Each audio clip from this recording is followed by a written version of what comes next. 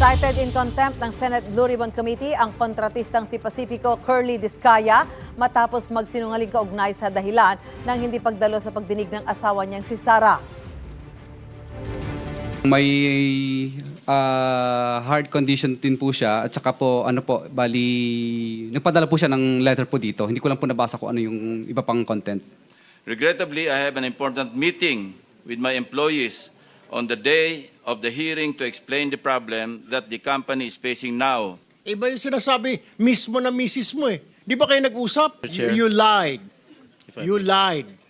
Paano ba kami maniniwala sa mga pinagsasabi mo? Dahil pinakontempt ng komite, nakadetain ngayon si Pacifico Discaya sa Senado. Nag-issue naman ng show cause order para sa kanyang misis. Sa pagdinig, inamin ni Discaya na nagbigay sila ng kickback para makakuha ng flood control project. Paliwanag niya, wala silang nagawa o magawa dahil sa takot na mawalan sila ng proyekto. 10 to 25% daw ang kanilang ibinigay na cash at inilagay sa paper bag. Tumanggi si Discaya na sabihin kung magkano ang mismong halaga na kanilang ibinigay, pati ang mga sinasabi niyang ledger na naglalaman umano ng mga transaksyon ng mga humingi ng kickback dahil wala pa raw siyang protection.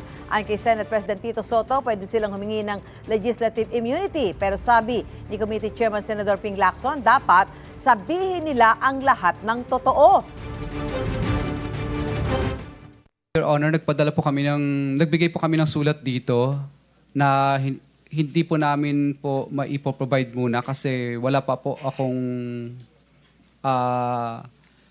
protection po. Baka po magamit din po for self-incrimination po. Inherent sa mga committees yung legislative immunity yung tinatawag. Kung meron kayong gusto ipagtapat ninyo.